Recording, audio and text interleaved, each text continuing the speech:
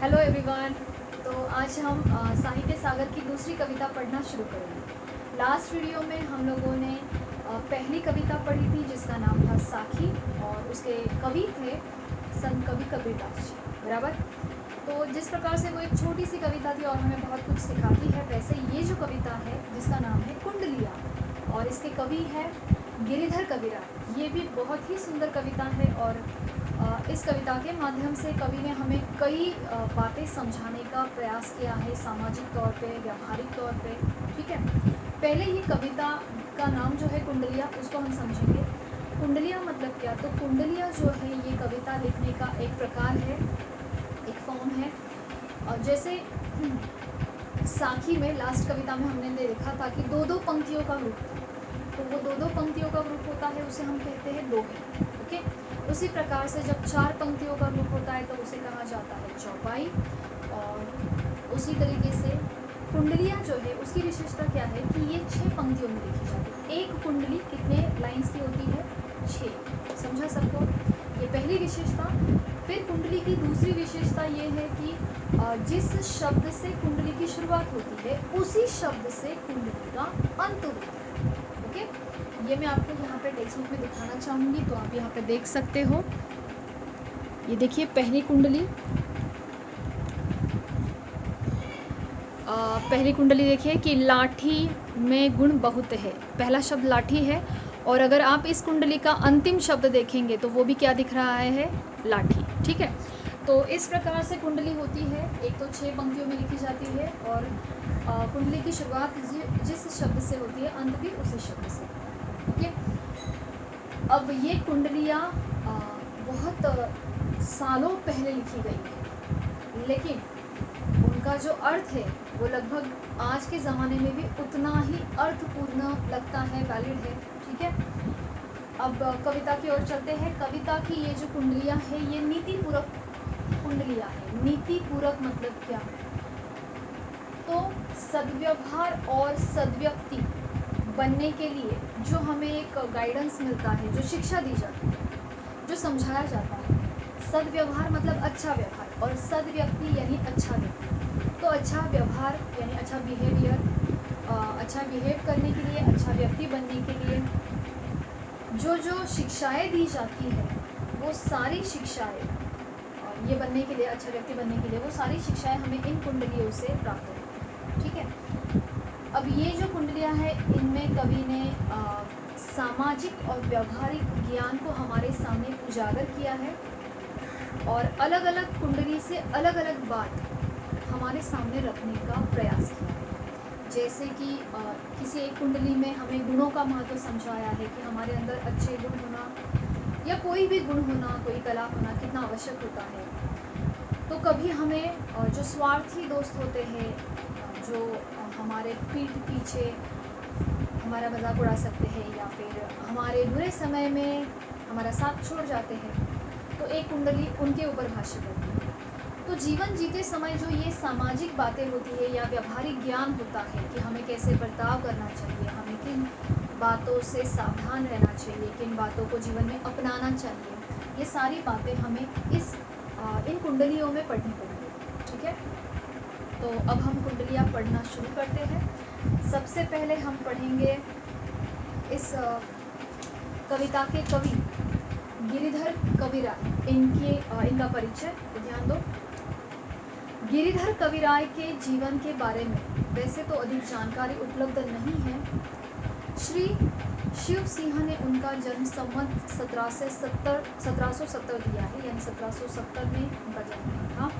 उनकी कविता काल संवत 1800 के उपरांत ही माना जा सकता है। गिरिधर कवि ने नीति, वैराग्य और अध्यात्म को ही अपनी कविता का विषय बनाया। 3 बातों के ऊपर उन्होंने कविता लिखी है। एक तो नीति यानी विवेक बुद्धि, अच्छे विचार, अच्छा बर्ताव, वैराग्य यानी सन्यासीपन, और अध्यात्म यानी स्पिरिचुअल लाइफ। Okay, spirituality. इन बातों पर उन्होंने अपनी कविता लिखी है। जीवन के व्यावहारिक पक्ष का इनके काव्य में प्रभावशाली वर्णन होता है। व्यावहारिक पक्ष मतलब रोज़मर्रा के जीवन में जो बातें हमें अपनानी चाहिए, अपने बर्ताव में लानी चाहिए, ये बातें उनके कविताओं में बहुत प्रभावशाली वर्णन से उन्होंने लिखी है।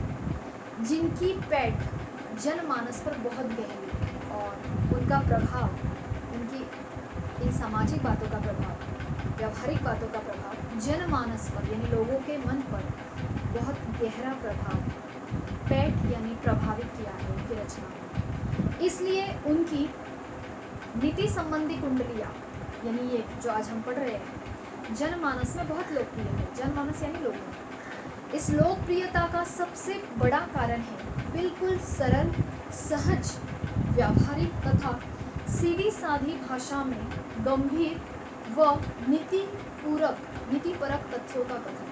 यानी बहुत ही सरल, सीधे, सिंपल शब्दों में उन्होंने गंभीर लेकिन बहुत ही अच्छी बातों का, सत्यों का, तथ्य यानी सत्य हमारे सामने कथन किया है।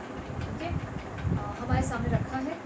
कुंडलियों में ही इन्होंने अपने समस्त काव्य की रचना की। समस्त यानी सारे काव्य, कविताओं की रचना की। गिरिधर कविराज ग्रंथावली में इनकी 500 से अधिक कुंडलियाँ संकलित हैं। ओके, तो उन्होंने जो लिखी है कुंडलियाँ वो कितनी है? 500 से भी ज़्यादा है। हम तो यहाँ पे बस 7 कुंडलियाँ पढ़ने वाले हैं। ठीक है, वैसे लिखी तो 500 है, हमें सिर्फ 7 ही पढ़नी है। ओके, तो चलिए शुरुआत करते हैं पहली कुंडली से। अब कुंडलियाँ पढ़ते समय आपके पास कविता होना बहुत आवश्यक है, क्योंकि इसमें कई सारे ऐसे शब्द हैं, आसान तो है बट कभी कभी उनका अर्थ हमें नहीं समझ में आता है, तो हमें वो ध्यान में रखना है या फिर कहीं पे नोट करना है। ओके, अगर आपके पास टेक्स्ट बुक नहीं है तो आप कविता का PDF मिल सकता है आपको, या फिर आप गूगल पे सर्च करके वो कविता आपके सामने रख के फिर उसके अर्थ समझ सकते हो, जो कठिन शब्द है उनके, और किसी और बुक में लिख सकते हो। ठीक है, चलिए शुरुआत करते हैं पहली कुंडली से। लाठी में गुण बहुत है, सदा राखिए संग। लाठी, लाठी यानी लकड़ी, डंडा बोल सकते हैं। पुलिस वालों के हाथों में तुम लोगों ने देखा होगा, पुलिस वालों के हाथों में जो होती है ना, जो डंडा होता है, उसी को क्या कहते हैं? लाठी। या फिर जो बुजुर्ग लोग होते हैं, बूढ़े लोग होते हैं, और उस लकड़ी का, लाठी का सहारा लेके टेक के चलते हैं, तो उस लाठी की यहाँ पे बात की है। लाठी में गुण बहुत है, सदा राखिए संग। कि ये लाठी जो है ना बहुत गुणकारी है, इसे सदा अपने साथ रखना चाहिए। सदा राखिए, राखिए मतलब रखना चाहिए, संग यानी हमारे साथ। लाठी में गुण बहुत है, सदा राखिए संग। गहरी नदी नारी, जहाँ तहाँ बचावे अंग। ये जो लाठी है ये बहुत गुणकारी होती है, बहुत उपयोगी वस्तु है, इसे हमेशा अपने साथ रखना चाहिए। क्यों? क्योंकि आगे की लाइन में क्या बताया है? गहरी नदी नारी, जहाँ तहाँ बचावे अंग। गहरी यानी कोई गड्ढा है, नदी यानी जब हम नदी पार करते हैं, बहुत डीप नहीं, जो नॉर्मली चल सकते हैं ऐसी नदी। या नारी, नारी यानी, नारी का अर्थ यहाँ पे स्त्री नहीं है, नारी यानी नाला, पानी का नाला, जो छोटा सा पानी का प्रवाह, फ्लो। ओके, तो चाहे गड्ढा हो, चाहे नदी हो, या चाहे हमें कोई नाला क्रॉस करना है, पार करना है, तो ये उसकी गहराई नापने के काम आती है। मतलब हम उस लाठी को टेक के गहराई का अंदाज़ा लेके उस नाले को पार कर सकते हैं, नदी को पार कर सकते हैं। और इसीलिए ये तहा बचावे अंग यानी अपने आप को बचाने के लिए हमें काम में आती है। समझा? एक बार फिर से इस लाइन का अर्थ बताती हूँ। लाठी में गुण बहुत है, सदा राखिए संग। गहरी नदी नारी, जहाँ तहाँ बचावे अंग। यानी लाठी बहुत गुणकारी वस्तु है, बहुत उपयोगी वस्तु है, इसे हमेशा अपने साथ रखना चाहिए, क्योंकि जब भी कभी हमें नदी पार करनी है या कोई नाला पार करना है, तो उस समय उसकी गहराई नापने के लिए लाठी हमें काम में आती है, ताकि हम आसानी से उसे पार कर सकें और हम अपने आप को गिरने से बचा सकें। ओके, तीसरी लाइन। तहा बचावे अंग, झपटी कुत्ता कह मारे। ये वहाँ भी अपने आप को बचाने, अंग मतलब खुद को, अंग मतलब वैसे शरीर होता है, लेकिन हम लोग ऐसा नहीं बोलेंगे ना कि हमारे शरीर को बचाने के काम आती है, तो शरीर नहीं बोलेंगे, हम क्या बोलेंगे? खुद। उसी तरह से ये अपने आप को, खुद को बचाने में कब काम आती है? जब झपटी कुत्ता कह मारे, जब हम कहीं रास्ते से जा रहे हैं और कोई आवारा कुत्ता हमारे ऊपर झपट पड़ता है तो उसे भगाने के लिए, उसे मारने के लिए भी लाठी काम आता है। तो ये दूसरा उपयोग हुआ। दूसरा, गहरी नदी नाली नाला पार करने के लिए लाठी काम आती है। दूसरा, अगर कोई कुत्ता हमारे ऊपर झपट पड़ता है तो उसे भगाने के लिए, मारने के लिए लाठी का उपयोग होता है। तीसरा, दुश्मन दावागीर होय तिनहु को झारे। अगर हम रास्ते से जा रहे हैं और कोई दुश्मन या दावागीर, दुश्मन सबको पता है शत्रु, दावागीर मतलब आक्रमण करने वाला, अटैक करने वाला, कोई भी अननोन पर्सन सपोज हमें लूटने के इरादे से हमारे ऊपर आक्रमण कर देता है, अटैक कर देता है, तो उसे कहते हैं दावागीर। तो अगर हम रास्ते में ऐसे जा रहे हैं और अगर कोई शत्रु या कोई दावागीर हमारे ऊपर आक्रमण कर देता है तो होय तिनहु को झारे, होय तिनहु, तिनहु यानी उनको, और झारे यानी फटकारने। तो उस शत्रु को फटकारने के लिए, भगाने के लिए, मारने के लिए हमें लाठी काम में आती है। ये तीसरा उपयोग। ओके, कि कोई दुश्मन या कोई दावागीर हम पर आक्रमण कर देता है रास्ते में तो उसे फटकारने के लिए, उसे मारने के लिए, भगाने के लिए लाठी काम। ओके, आगे, कह गिरिधर कबीराय सुनो हो धुर के बाठी। कह गिरिधर कबीराय सुनो हो धुर के बाठी। बाठी यानी पथिक, राहगीर, जो रास्ते पर चलने वाला, पैदल चलने वाला यात्री होता है ना, उसे क्या कहते हैं? राहगीर, रास्ते पर से चलने वाला, बराबर ना। तो उसका ही अर्थ यहाँ पे बाठी है। बाठी मतलब राहगीर, रास्ते पर पैदल चलने वाला व्यक्ति। ओके, कह गिरिधर कबीराय सुनो हो धुर के बाठी। धुर यानी धूल, धूल उड़ती है ना, मिट्टी के छोटे छोटे कण होते हैं, कचरे के छोटे छोटे कण होते हैं, धूल। तो जो वो धूल उड़ती है, उस धूल में चलने वाले है, रास्ते पर से धूल में चलने वाले राहगीर। गिरिधर कबीराय तुझे कुछ कहता है तो क्या कहते हैं? सुन है धूल में चलने वाले राहगीर, सब हथियार न छोड़ी, हाथ में लीजिए लाठी। सारे हथियार ले लो ना ले लो, लेकिन हाथ में क्या, कौन सी वस्तु तुम्हारे होनी चाहिए? लाठी। कौन सी वस्तु होनी चाहिए? लाठी। तो इस प्रकार से ये जो कविता है हमें किसका महत्व समझाती है? सॉरी, ये कुंडली हमें किसका महत्व समझाती है? लाठी का। ओके, तो आपको क्या करना है? सपोज ये कुंडली है अपनी पहली,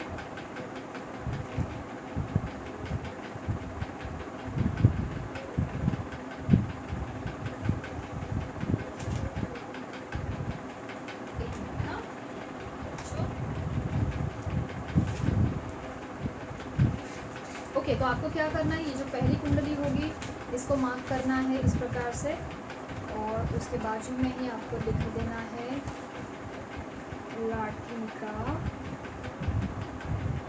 महत्व। ओके, तो इस प्रकार से आप ब्रैकेट बना सकते हो, और यहाँ पे आपको क्या लिखने का है? लाठी का महत्व। यानी पहली कुंडली में हमें क्या समझाया है? लाठी का। ठीक है, अब दूसरी कुंडली देखते हैं। कमरी थोड़े दाम की बहुते आवे का। कमरी यानी कंबल, कंबल यानी ब्लैंकेट, जो पुराने समय में, पुराने ज़माने में कंबल मिलता था। आजकल के जो ब्लैंकेट्स आते तो बहुत सॉफ्ट होते हैं। ओके, लेकिन पुराने ज़माने में जो कंबल आते थे वो बिल्कुल हम रफ होते थे, बिल्कुल रफली उसको यूज़ कर सकते थे, थोड़े से चुभते भी थे।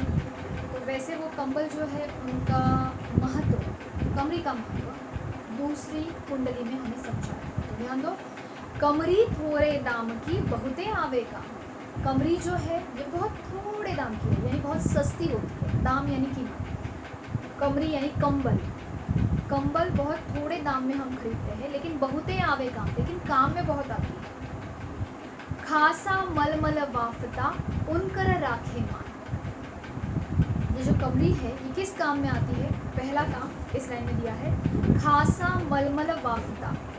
खासा यानी जो खास वस्त्र होते हैं, ऊंचे वस्त्र। मलमल और वाफता ये कपड़े का प्रकार है। जैसे बहुत ही सॉफ्ट जो कपड़ा होता है ना, सिल्क का, ओके, रेशम का, जिसे हमें संभाल कर रखना पड़ता है, जिसे हम बहुत ही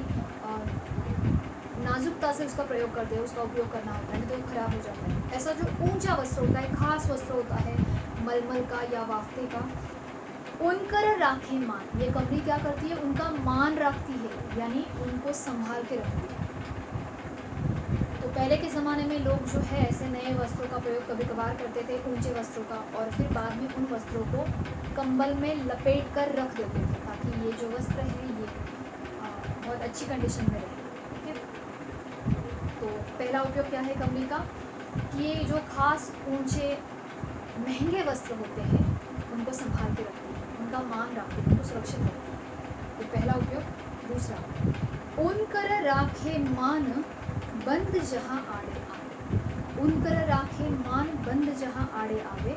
इसका मतलब क्या है कि जब भी कोई हमें, हमारे पास ऐसी वस्तु, कीमती वस्तु रखने के लिए कोई ऐसे कुछ वस्तु नहीं है कीमती वस्तुओं को लपेटने के लिए, तो कमरी वहाँ पे उनका मान रख देती है, उनको ढकने का काम कर देती है। ओके, फिर बकुचा बांधे मोट राती को झारी बिछावे, बकुचा बांधे मोट, मोट यानी गठरी और बकुचा यानी सारे सामान की। तो ये जो कंबल है ये हमें सारे सामान की मोट यानी गठरी बांधने के लिए भी काम आती है। लेकिन यानी कि क्या कि पहले के ज़माने में लोग जो है ना वो पैदल चलकर ट्रैवल करते थे, तो उस ज़माने में लोगों के पास गाड़ियाँ नहीं होती थी, तो जो कुछ सामान है वो लोग गठरी बांध के सिर पर उठाकर ट्रैवल करते थे। ओके, तो कंबल उस काम में भी आती थी कि अगर हम कहीं से एक जगह से दूसरी जगह जाते हैं तो अपना सारा सामान है वो उस कंबल की गठरी बना के उसमें बांध के मोड़ बनाने के काम आती थी। ओके, तो बकुचा बांधे मोट, मोट यानी गंधड़ी, गठड़ी सॉरी, और बकुचा यानी सारा सामान, तो सारे सामान की गठड़ी बनाने के लिए भी ये काम में आती है। उसके बाद तीसरा है राती को झारी बिछावे, और साथ ही साथ राती यानी रात को, झारी यानी झाड़ कर, उसे बिछा कर हम उसे अपना बिस्तर भी बना सकते हैं। मतलब कंबल का हम इतनी तरीके से प्रयोग कर सकते हैं, उसकी गठरी भी बांध सकते हैं, उसमें ऊंचे वस्त्र भी लपेट सकते हैं, अपना सारा सामान बांध के रख सकते हैं, कोई कीमती चीज़ें तो उनको ढक कर रख सकते हैं, या फिर रात के समय अगर हम ट्रैवल कर रहे हैं, हमें सोना है, तो रात के समय हम उसको झाड़ कर उसे नीचे बिछा कर उस पर आराम भी कर सकते हैं। ठीक है,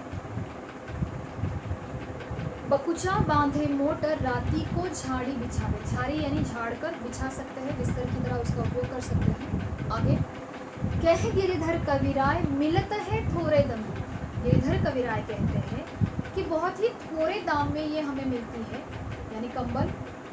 सब दिन राखे साथ बड़ी मर्यादा है कंबल, सब दिन राखे साथ, ये लाइन जो है ये बहुत ज़्यादा छोटी लाइन है, लेकिन अर्थ बहुत ज़्यादा इसका बड़ा है।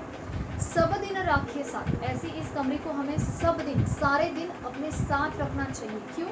क्योंकि बड़ी मर्यादा है कमरे, बड़ी मर्यादा मतलब मर्यादा यानी इज्जत, हमारी इज्जत बचाने के लिए भी ये कंबल काम आता है। और सब दिन राखे साथ मतलब क्या? सारे दिनों में, मतलब सुख में भी काम आती है और दुख में भी काम। सुख में काम कैसे आती है? सबको पता है कि सुख में जब हमारे पास ऊंचे वस्त्र है, कीमती सामान है, तो उनको संभाल के रखने के लिए कमरे का उपयोग होता है, ये सुख में हो गया। दुख में क्या इसका उपयोग हो सकता है? क्या लगता है आपको?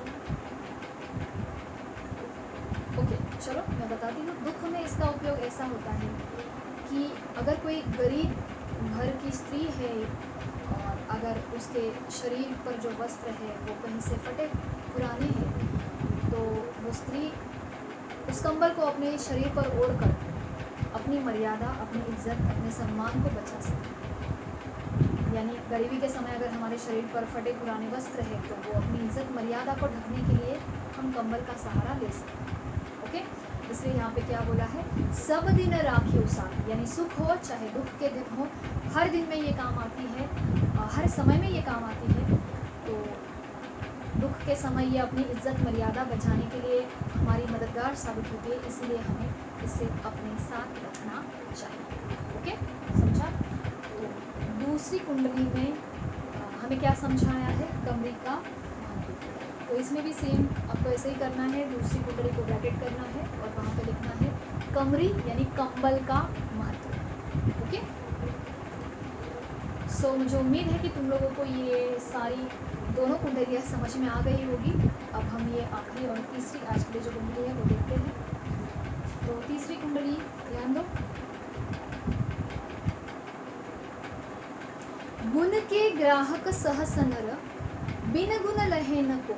इस दुनिया में गुण के सहस ग्राहक होते हैं। ग्राहक यानी ग्राहक का actually word to word meaning होता है कस्टमर, बट यहाँ पे हम इसका अर्थ लेंगे ग्राहक यानी पूछने वाले, महत्व देने वाले। कि इस दुनिया में जो गुणवान व्यक्ति होता है उसको पूछने वाले, उसको महत्व देने वाले सहस्त्र लोग होते हैं। सहस्त्र यानी हजारों लोग। अगर तुम्हारे अंदर अच्छा गुण है, अच्छी कला है, तो हजारों लोग तुम्हें अपने आप महत्व देते हैं। बिना गुण लहे न कोई। लेकिन अगर तुम्हारे अंदर कोई गुण नहीं है तो बिना गुण के लहे न कोई। लहे न कोई यानी कोई पूछता नहीं है। लहे न कोई मतलब कोई पूछता नहीं है। ओके, तो एक बार फिर से वो लाइन देखो। गुण के ग्राहक सहस नर, बिन गुण लहे न कोई। कि गुणों के हजारों ग्राहक होते हैं दुनिया में, संसार में। गुणवान व्यक्ति के, गुणी व्यक्ति को या उसके गुणों को हजारों लोग पूछते हैं, महत्व देते हैं, लेकिन बिना गुणों के तुम्हें कोई भी पूछता नहीं है। और ये समझाने के लिए हमें यहाँ पे कवि ने एक उदाहरण दिया है, एक उदाहरण के द्वारा समझाया है। जैसे कागा कोकिला शब्द सुने सबको। और ये समझाने के लिए हमें कागा और कोकिला इनका उदाहरण दिया। कागा यानी कौवा, कोकिला यानी कोयल। देखो दोनों ना दिखने में बिल्कुल एक समान होते हैं। लगभग शायद ही हम बहुत तुरंत समझ पाते कि कौन सी कोयल और कौन सा कौवा। ओके, दिखने में एकदम एक जैसे, रंग भी एक जैसा होता है, लेकिन गुण अलग होते हैं। कौवे की आवाज़ जो है अपने को भाती है क्या, कानों को अच्छी लगती है क्या? नहीं। और कोकिला की आवाज़ बहुत अच्छी लगती है। दिखने में एक समान है लेकिन गुणों में फ़र्क है। ओके, तो देखिए, जैसे कागा कोकिला शब्द सुने सब कोई।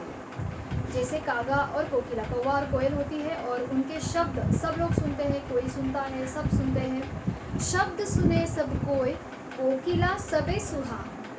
सब लोग उनकी आवाज़, शब्द यानी आवाज़ सुनते हैं, और कोकिला सबको सुहानी लगती है यानी अच्छी लगती है कोयल की आवाज़, क्योंकि वो बहुत मीठी वाणी लगती है गाने। दोऊ को एक रंग है। और कोकिला सबको अच्छी लगती है, हालांकि दोनों का एक ही रंग है। दोऊ मतलब दोनों। दोऊ को एक रंग, काग सब भय अपावन। हालांकि दोनों का रंग एक जैसा होता है, लेकिन काग यानी कौवा सबको अपावन लगता है। भय यानी लगता है, अपावन यानी अपवित्र। क्यों अपवित्र लगता है? क्योंकि सबको पता है हम कौवे को कब याद करते हैं, अपवित्र समय पर, दुख के समय पर। आप सबको पता होगा जब इंसान का देहांत होता है तो हिंदू धर्म के रिवाजों के अनुसार जब तक वो कौवा जो पिंड होता है, पिंडदान किया जाता है, सुना होगा आप लोगों ने। और उस पिंडदान पर जब तक कौवा उस पिंड को छूता नहीं तब तक वो आत्मा मुक्त नहीं हुई नहीं, ऐसा मानते हैं। कौवे को हम कब बुलाते हैं? दुख के समय में, अपावन समय में। इसीलिए कौवे की आवाज़ तो कर्कश होती ही है, और वो सबको कैसा लगता है? अपावन लगता है, क्योंकि हम उसे अपावन दुख के समय पर याद करते हैं, बुलाते हैं। ठीक है, तो दोऊ का एक रंग है, लेकिन काग सब भय अपावन। काग सबको अपवित्र लगता है। कह गिरधर कबीराय सुनो हो ठाकुर मन के।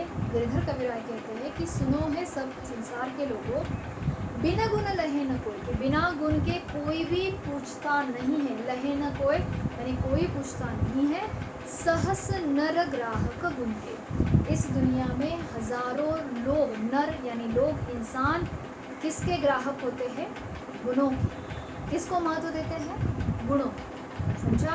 तो तीसरी कुंडली में हमें किसका महत्व समझाया है? गुण। कि अगर आपके अंदर गुण है तो सारी दुनिया आपको पूछेगी, आपको उतना महत्व मिलेगा, और अगर आपके अंदर कोई गुण नहीं है तो दुनिया आपको देखेगी, बल्कि आपका तिरस्कार करेगी। और ये समझाने के लिए हमें किसका उदाहरण दिया है? यस, कौवा और कोयल। ओके, तो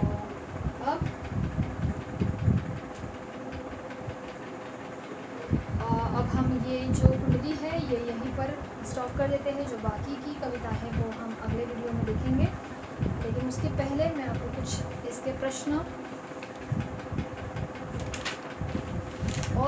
इस कविता में जो शब्दों, कठिन शब्दों के अर्थ है, वो सारे शब्द में एक बार पेज पर लिख कर आपको नेक्स्ट लेक्चर में सारे शब्द आपको यहाँ पे लिखना है, ठीक है। अब थोड़े प्रश्न देख लेते हैं। तो ये देखिए प्रश्न, ध्यान दीजिए।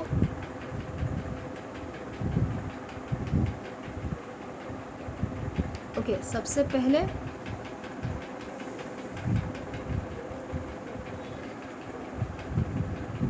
पहला लाठी वाली जो कुंडली है वो दी है। और क्वेश्चन देखिए, लाठी से कवि का क्या तात्पर्य है और कवि ने लाठी के कौन से गुण बताए हैं, यानी उसके क्या फ़ायदे, कौन से फ़ायदे बताए हैं, ठीक है।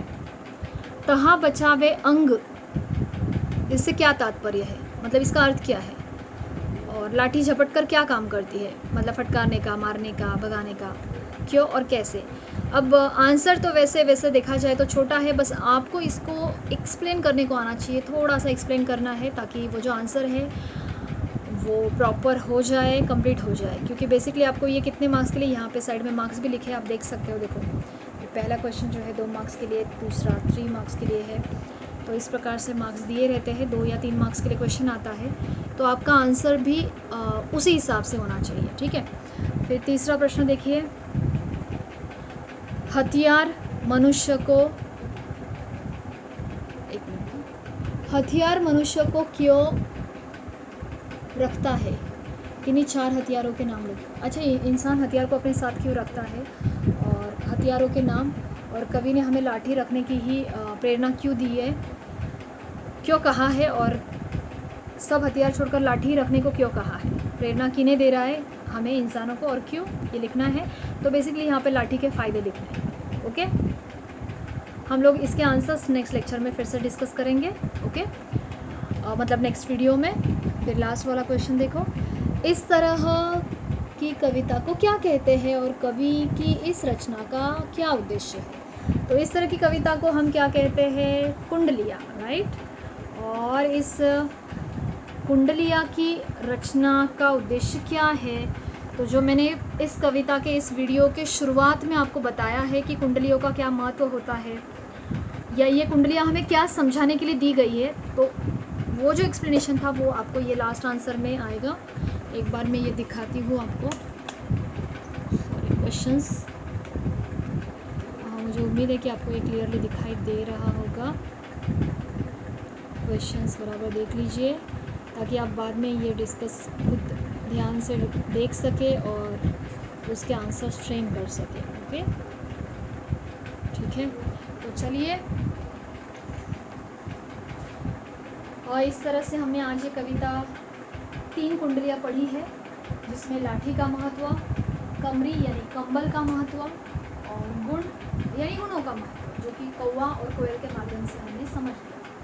तो इतनी 3 कुंडलियाँ पढ़ी है। अब जो आगे की कुंडलियाँ हैं 4, वो हम लोग अगले वीडियो में।